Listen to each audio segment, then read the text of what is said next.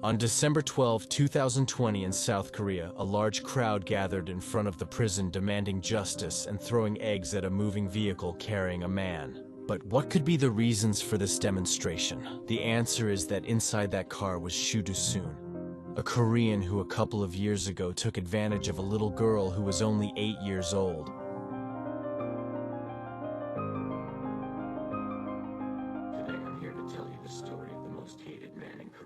This man was released in 2020 as the authorities reduced his prison years because he claimed that he committed his crime under the influence of alcohol. He is infamous for having intercepted a little girl and taking her to the restrooms of a nearby church to take advantage in one of the stalls. This abuse was so severe that the girl's intestines came out, and he had to put them back in to continue taking advantage of her. Today, it is one of the cases that has caused a lot of outrage, not only among the citizens of Korea, but to anyone who hears this sad story. Doosoon was born on October 18th of the year 52. His parents were never attentive to him.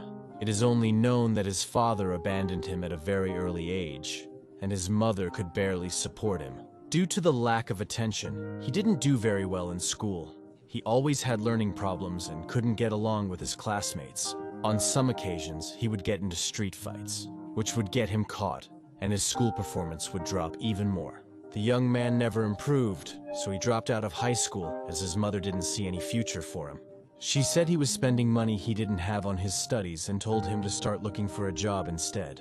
He spent his time looking for jobs, but was almost always fired for being late and sometimes working while intoxicated. When he turned 18, he felt very desperate and committed his first crime. He stole a bicycle from a young man who was passing by, intercepted him, jumped on him to hit him, and then took his vehicle. The police found him easily. He went to trial, but they released him because they considered him too young to receive a punishment and for not having a criminal record. When he saw that he was not given any sentence, he knew he could get away with other things. Thus, he began to commit small theft crimes. He even extorted small shops around him to give him a certain amount of money every time he visited them. This brought him very good results as he was living off it for more than 2 years and was even able to rent an apartment. People were tired of being afraid, so one day while he was asking for weekly money, several police officers arrived and took him to the police station. There he was judged and sentenced to 1.5 years in juvenile detention. Apparently, his life in prison didn't help him much in improving that attitude, as sometime after being released, he went back to committing small habitual theft crimes and returned to jail. At that time, they only gave him 8 months in prison. When he was released, he wanted to straighten up a bit and get a job so as not to commit crimes again. But every time he left work, he would go to a bar to drink alcohol until he was dead drunk, until he passed out. He started hanging out with more people who loved to drink, and this vice was getting bigger and bigger, to such an extent that sometimes he would wake up on the street beaten and without money. By the year 83, he met a woman who he was enchanted by and always watched from afar. One night, while she was walking home after work, she ran into Sho. He began to court her and tell her how beautiful she was. The woman just thanked him for the compliment and told him she was not interested in him.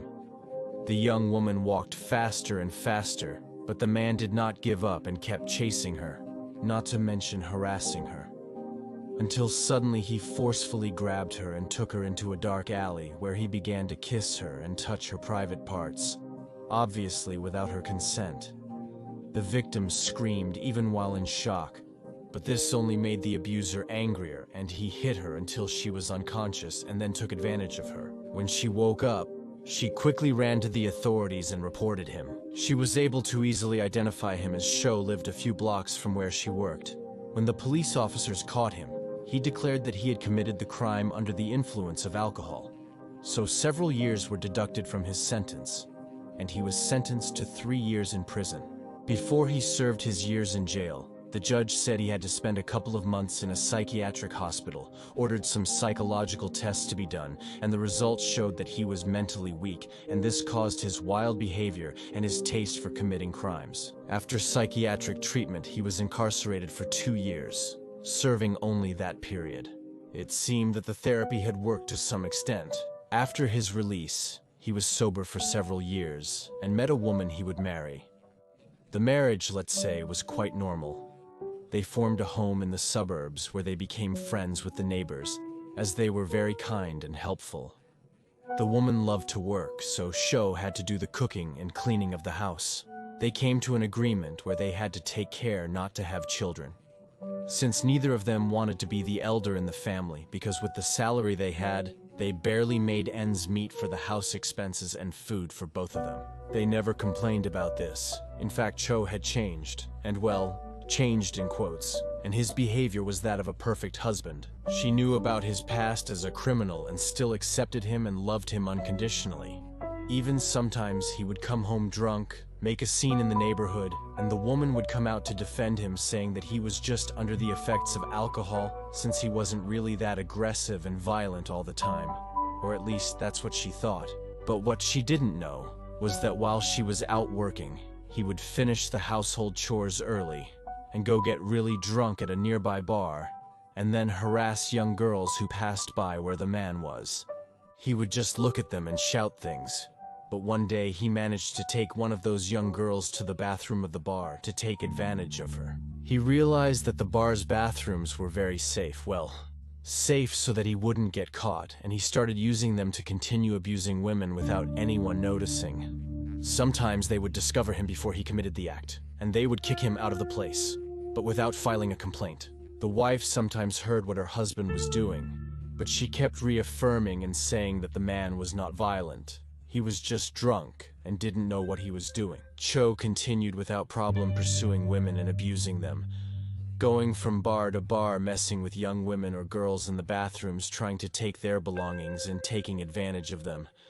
Until one day, the police arrived at his house with an arrest warrant, since one of his victims filed a lawsuit and presented several pieces of evidence and testimonies that not only she had been violated, but 14 other women as well. He was given a sentence of only 7 years in prison, as he stated that he committed most of these crimes under the influence of alcohol and used the excuse that he didn't remember anything he had done. While Cho was serving his sentence, his wife never stopped visiting him and bringing him food. Every time the media approached her, she would say that he was never violent towards her, that in reality, all those women had made advances towards him and then played the victims, as if the man was very handsome. She stood by him until the day Cho was released. Cho obviously never changed his attitude, even when he had been to jail several times and had intensive therapy. The man on the street was still pursuing women and harassing them regardless of their age or physical appearance. Things started to get increasingly serious when his victims were underage girls. At that time, he had no other intentions than to see them and satisfy himself inside his vehicle. But it only took getting drunk to commit the crime that would make him famous. On December 11th, 2008, Cho was parked at an elementary school, as he usually did. That day, he had spent the whole morning in a bar drinking, and when he headed to the school, he was completely drunk. The children were starting to leave their classes and everyone was heading home, some accompanied and others completely alone. By the way, in Korea, it is very common for little ones from the age of 6 to walk home alone because the country is supposedly so safe that parents don't have to worry so much about going to school for their children, as by then Korea was classified as one of the countries with the lowest crime rate in the world, which apparently remains the same. But there's always the crazy one who is the exception. However, that day, Cho set his eyes on a little 8-year-old girl. She had left her classes late, so the school was almost empty, and there were no teachers watching her. The truth is that the little girl's house was not that far away. It was just about 10 meters from the institution to her house, but suddenly Cho started running after her until he caught up with her and picked her up to then put her in his vehicle. When he had her there, he knew he had to act quickly, so he parked and went into a nearby church. It's not exactly known why no one saw him carrying a girl, or what excuse he made to be able to enter with the little girl in his arms without anyone stopping him. Inside a bathroom stall, he began to pull down her little pants. The girl was crying and kicking, but the man didn't care about the commotion he was causing. He began to hit her desperately to make her stop screaming, as he saw that the girl kept calling for help. He grabbed her by the head and put her in the toilet until she drowned and was sure she was unconscious. When the victim was no longer moving, he began to take advantage of her. First, he did it vaginally. Then he inserted his member repeatedly from the back. He began to bite her body while continuing to take advantage of her. The act was so atrocious that her intestines began to come out, and blood was already covering the entire bathroom. The man put the girl's intestines back in to continue the abuse, and when he finally finished, he ran away from the place like a coward.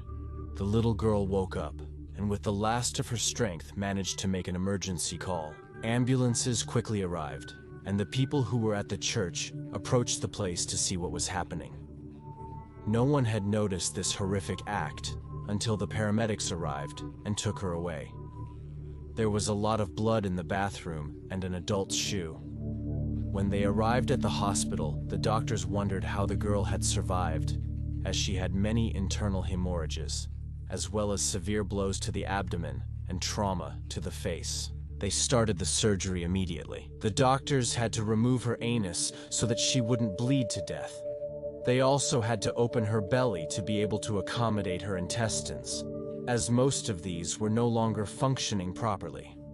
The girl, imagine, felt an unimaginable pain. I know I told you to imagine. And she was receiving intravenous painkillers 24 hours a day because the little girl oscillated between periods of consciousness and mental confusion. But luckily, she was able to give her parents' names and her dad's phone number. When the parents arrived, they had to provide the girl's information. The media had to give the victim a pseudonym because they wanted to protect her identity from the beginning. And that's why they named her Nayoung. What is known about the little girl is that at that time she was 8 years old. She was an only child, but her mother was 5 months pregnant. The family was always very close-knit. They loved their daughter and always tried to give her the best. However, their economy was not very good, but they strived to get ahead. Her parents worked very hard, and most of the time they did double shifts at their jobs. The man worked in a factory, while on the other hand, the woman ran a small shop in front of their house. They were a bit stressed because a new member was going to join the family, and this had not been planned, so they have to work more hours. This made them not pay enough attention to Nayoung. This didn't seem to be much of a problem for the girl, although not much is known about her. Several testimonies said that she was always a very calm little girl, and she did very well in school. She got along very well with her classmates. Sometimes her friends would invite her to eat at their homes because they knew that sometimes the family didn't even have enough to eat. Teachers described her as a very dreamy girl, and she loved to read a lot. Thanks to her grades, she easily got scholarships and continued studying, even though her parents worked all day and didn't see her much. They always tried to give her a lot of love. Every morning, her mother would accompany her to school and say goodbye with a kiss on the cheek. And at night, the small family would eat together no matter how tired they were.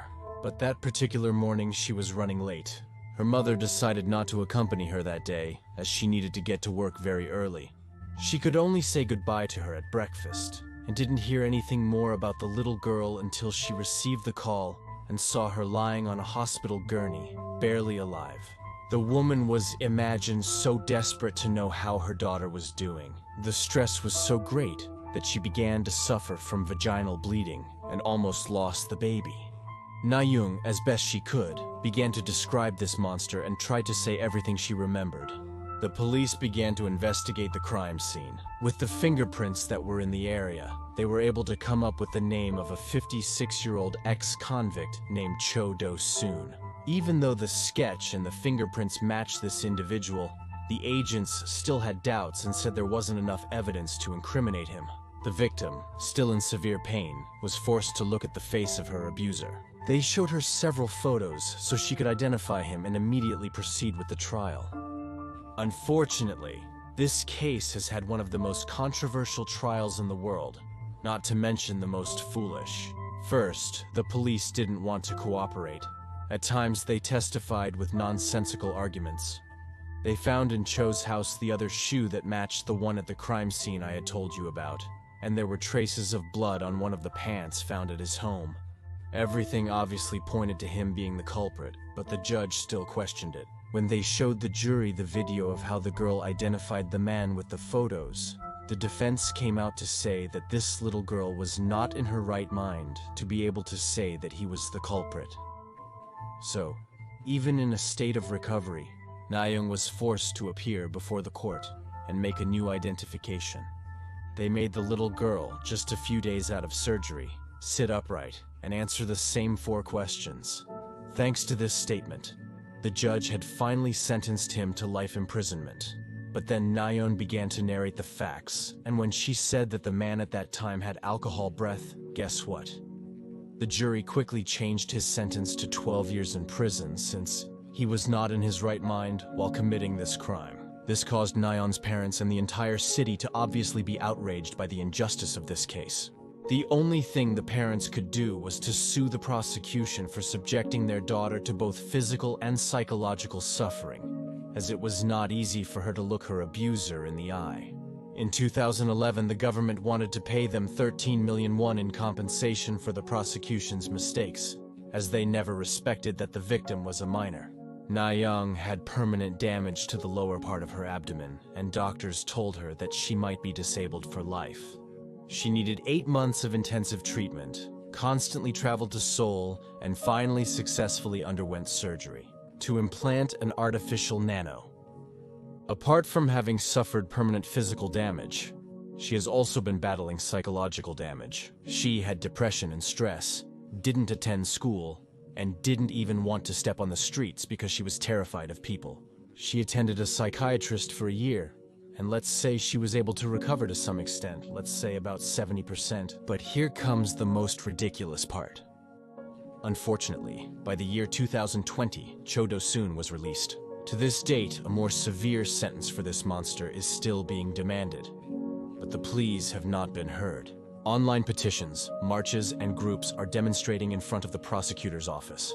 In fact, on the day of the release, the family and citizens showed up to greet him with shouts, kicked the vehicle where the man was coming from, and even threw eggs at him. One of the inmates, who was a companion of this man, declared that they had planned to open a cafe, and Cho told him his plans to live just a kilometer from Nayoung. Upon learning of this, the victim's family had no choice but to make the decision to move to another country.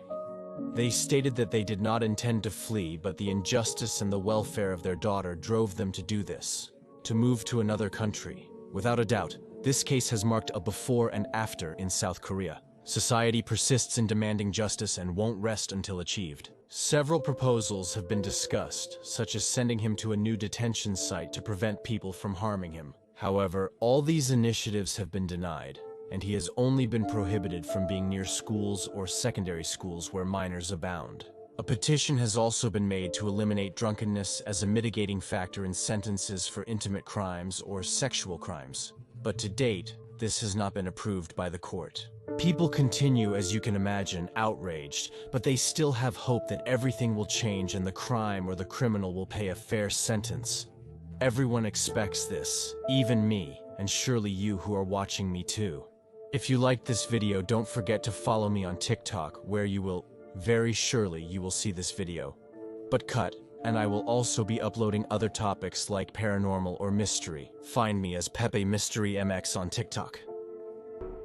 Thank you.